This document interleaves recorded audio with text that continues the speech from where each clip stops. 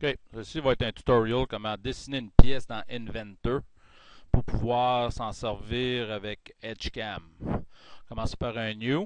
On va aller en pouce, English, Standard Inch IPT. On sélectionne ceci. Je vais faire mon sketch. Le sketch est très important. On doit utiliser le plan XY, celui-ci. Pour le but de l'exercice de CNC, c'est important de commencer sur le coin en bas à gauche. Ça va devenir notre origine. On va dire 4 pouces et puis 2 pouces. Faire Enter à ceci. On va zoomer out un peu. Je vais dire Finish Sketch. Je vais faire Extrude. Je vais extruder vers le bas parce que je veux que mon zéro, mon origine reste sur le top de la pièce. Puis je vais mettre ça 0.375. Ça va être suffisant pour faire ce que je veux faire. Comme ceci. Et voilà. Je vais faire différentes opérations avec différents sketchs. Fait que je vais sketcher ici. Je vais faire un cercle. 0.25. Comme ceci. Je vais les faire individuellement. Je vais couper à travers la pièce au complet. Donc on a un trou. On peut voir qu'on a un trou. Je vais faire un autre sketch. Je vais faire un autre trou semblable à celui-là. Je vais dire ici 0.25. La même chose. Je vais extruder celui-ci de 0.125 dedans. Donc, il ne sera pas au complet, il ne sera pas complètement à travers. Je vais faire un autre sketch. On aurait pu faire ça différemment, mais on va faire ça de cette façon. Ça va être ça qui va être le plus simple. 0.750, comme ceci. Je vais aller à Extrude. Je vais couper bord en bord, True All, comme ceci. Je vais faire un autre sketch. Je vais faire un rectangle. Ici. Je vais le faire 1 pouce par 0.5, comme ceci. Je vais couper dans la pièce un quart de pouce, comme ceci. Et voilà, on vient de faire un trou. Ensuite, je vais faire une autre forme ici. Je vais dessiner deux cercles. 0.25. Un autre ici, 0.25, comme cela. Je vais dessiner une ligne. Je vais m'accrocher ici, sur la tangente. Ici, sur la tangente ici, sur la tangente là. Je dis OK à ça. Je vais faire un trim. Trim, fait que j'ai comme plus ou moins une slot. Je vais la creuser de 125 millièmes. Oh. Comme ça. OK, fait que j'ai fait une erreur là. Ici, je vais mettre un chamfer sur ce coin ici. De 0.125, on va mettre 0.25. On va peut-être être 0.125, ça va être bon. Dire OK à ceci. Puis je vais faire un fillet de 0.5 à cet endroit ici. Je pèse sur Shift et le milieu de la souris. Puis je dis OK à ça. Donc si on regarde ici, j'ai ma pièce de dessiner dans Inventor. Je la sauvegarde. Je vais la sauvegarder dans mon folder Inventor. Puis je vais l'appeler, je vais ouvrir Inventor, puis je vais l'appeler Opération Edgecam, Edgecam et Inventor. On sauvegarde ça en format IPT. Je vais m'en aller ici chercher, je vais vérifier ici avant, voir si la clé dit Run Student Edition. Vous devez utiliser Student Edition. Ceci nous permet de faire tout le programme sans avoir besoin de la clé. Ensuite, on utilise la clé lorsqu'on est prêt à écrire le code pour la machine. Okay, lorsqu'on rouvre Edgecam avec la version étudiante, on vient ici, on fait un right-click, on doit s'assurer qu'il y a un crochet à Run Student Edition. Lorsque je clique sur Edgecam, Cette case-ci va apparaître. On dit oui, qu'on veut continuer sous forme d'étudiant. Ça va nous permettre de tout faire les opérations, mais pas sauvegarder le code. On va pas sauvegarder les opérations. Fait qu'on va ouvrir notre pièce que j'ai fait tout à l'heure. Celle-ci. Première chose qu'on doit faire, on doit placer notre CPL. Fait que je vais lui donner un nom. Je vais l'appeler Origine. Je dis OK. Je choisis la face qui est le dessus de la pièce. Puis je m'en viens ici, je vais sur le coin, puis le coin va venir jaune. Je dis OK. Ça a placé mon XYZ sur le coin. Vu que je l'avais bien dessiné dans Inventor, ceci s'est fait automatiquement. Mais dans la majorité des cas, on n'a pas le UCS ou le CPL à la bonne place. Une autre chose qui peut aider, c'est de faire Automatic Stock. Ceci va créer une boîte autour de notre objet. Puis si on avait eu à mettre notre CPL sur un coin ou avec un arrondi comme ceci, un fillet, on aurait pu choisir la face et ensuite checker le coin. Bon, ceci est fait, je dois déterminer mes opérations. Je vais commencer par mes trous. Je vais aller ici, je vais dire Hole. Je vais enlever le crochet à Find Similar, j'en veux pas. Je vais dire mon premier trou.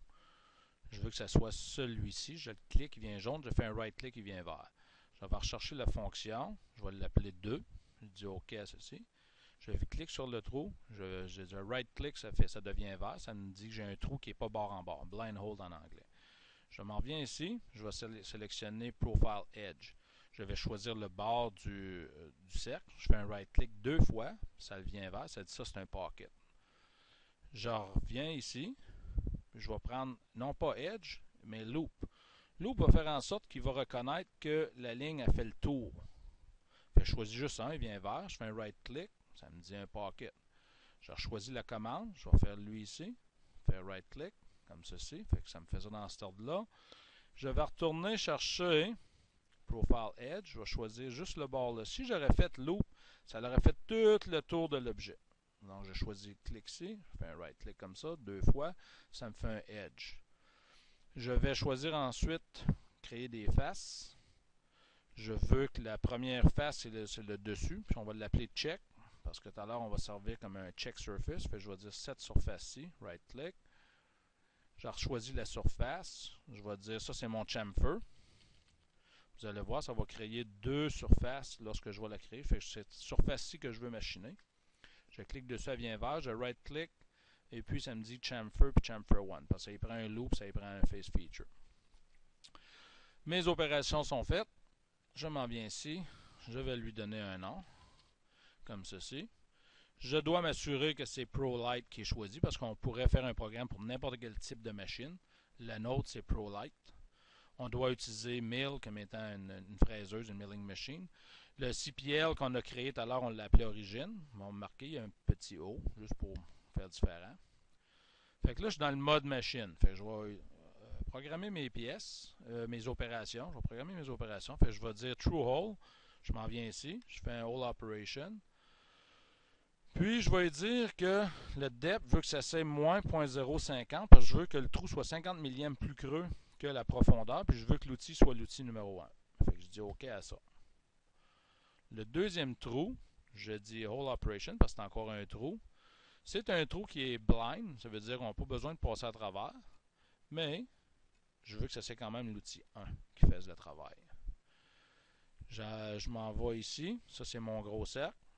Je ne veux pas faire un roughing, parce que le roughing il viderait. Je veux qu'il fasse un profile. Profile va faire le tour, fait que je peux cliquer dessus pour m'assurer que c'est le bon. Je m'en viens ici. Je vais avoir un feed rate de 7, 3, 4000. J'ai besoin de la position 1 comme outil. Le diamètre, c'est une fraise 1 quart ou un mille 1 quart. Depth, lui, la même chose. Je vais écrire moins 0.050. Ceci va m'assurer que ça va 50 millièmes plus creux que la profondeur de la pièce, m'assurant ainsi qu'il va passer à travers. Fait, je dis OK à ça. 50 millièmes la passe, c'est bon parce que j'ai une bit 1 quart. Si j'aurais une bit 1.8, je mettrais 25 à 30 millièmes parce que sinon, on va casser. Fait qu'on peut voir, il va faire le tour ici. Fait, je m'en vais à ma prochaine opération qui vient ici. Je l'ai choisi, venu jaune. Je dis Roughing Operation. Je fais un right-click. Je m'en viens ici. J'ai dit que c'est Tool 1. Celle-là est blind, fait qu'on laisse la profondeur comme elle est. On dit Cut Increment 50 millièmes, c'est bon. Je dis OK à ceci.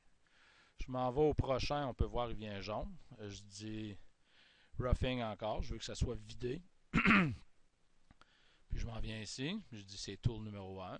Profondeur ne change pas, on reste la même chose, comme ceci. Ensuite, je vais faire mon profil. Fait que ça, je veux qu'on fasse un profile. Juste le côté. La même chose. Puis lui aussi, je veux qu'il soit 50 millièmes plus creux. Fait que je vais dire moins 0.050, comme ceci. Je dis OK à ça. Fait qu'on peut voir qu'il a envie de machiner un petit peu plus creux. Pour s'assurer. Bon. OK. Là, je m'en viens ici. Puis je dois dire que je vais utiliser un endmill, un quart. Mais juste dire OK à ça. Voyez-vous, mon menu est devenu gris. Il était gris, il est devenu fonctionnel. Je vais dire Profiling. OK. Je vais utiliser à contrôle le crochet Check. Je veux utiliser l'extérieur de l'outil, comme le boundary. Je vais dire OK à ça. En bas ici, il me dit Select Feature to Machine. Fait que je dis, je veux sélectionner. Des fois, c'est dur à pogner. Il faut que tu vires l'objet un petit peu. Entity. OK, direct là, je l'ai. Ensuite, il me demande Select Check Surface. Mon Check Surface, c'est la surface du dessus. Je fais right-click, je fais Enter. Et voilà, l'opération est faite. Bon, je veux m'assurer que le tout fonctionne bien. Je m'en viens ici à Simulate Machine. Mais avant de faire ça, je vais sauvegarder. Je vais sauvegarder ça comme étant Opération Edgecam et Inventor. Fait que de cette façon-là, si ça plante, ben, toutes mes opérations vont avoir été enregistrées, même si le code ne l'est pas. La séquence dans laquelle il va être faite, c'est celle-ci. Si on voudrait les changer de place, on pourrait les bouger. Si on voudrait qu'une opération soit faite avant l'autre. Je vais juste simuler pour voir si ça fonctionne. Donc, on peut voir dans quel ordre que ça le fait. Ça a l'air de le faire pas pire. Dans le cas ici, pour faire mon chamfer qui soit beau, ça m'aurait pris une fraise étant arrondie, ou un ball and mill qu'on appelle. Mais pour le but de l'exercice, c'est juste montrer comment qu'on s'y prend pour faire l'étape, si on veut. Fait que là, je vais sauvegarder, encore une fois. Je dois quitter le programme pour pouvoir utiliser la clé. Je vais arriver ici. Je vais faire un right-click dessus. Je vais enlever le crochet qu'il y a dessus. Je dois attendre un peu. Je prends la clé avec le ruban Edgecam dessus. Je la branche. On l'a entendu embarquer. Bon. Je vais repartir Edgecam en espérant que ça fonctionne. Oui, ça fonctionne. Puis à ce temps que j'ai la clé, je rouvre mon projet que j'ai fait avec les étapes. Et j'écris, je me retourne ici. Et j'écris le programme. Puis je vais appeler ça, je vais aller dans le folder Inventor, je vais appeler ça Edgecam, Edgecam Inventor Opération. Comme ceci, je vais dire OK à cela. Des fois, ça me donne une erreur. On va dire OK pour l'instant. On va utiliser CNC Base ici en bas pour le vérifier, pour s'assurer que ça fonctionne. Fait que je vais l'ouvrir. Je vais aller à Verify ici. Je vais vérifier mes settings. J'ai été tout à l'heure, fait que j'ai mis les mêmes grandeurs que le bloc que je veux machiner. Je vais faire un Verify.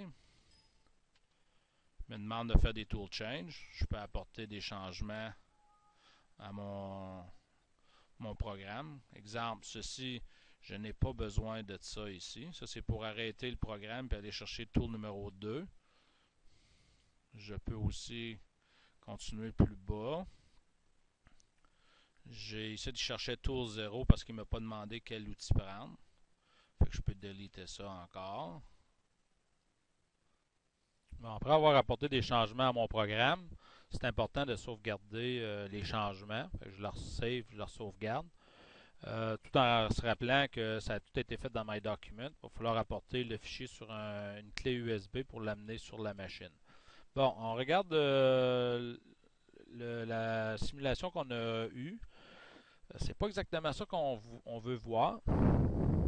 La raison, c'est parce que l'outil Tool 01 n'est pas la même grosseur que lorsqu'on a programmé, parce qu'on a programmé avec un outil qui était un quart de pouce. Fait qu'on va changer la grosseur de l'outil dans notre simulation pour voir si ça machine exactement comme on aimerait que ça le fasse. On peut voir le trou est plus gros. Ça a vidé la pochette. On a été capable de machiner le coin. Le programme, ça nous concrétise que le programme était bien fait. Fait qu'on est prêt à apporter le projet à la machine à commande numérique pour pouvoir usiner la pièce. Fait que ceci termine la portion Inventor Edgecam CNC Base.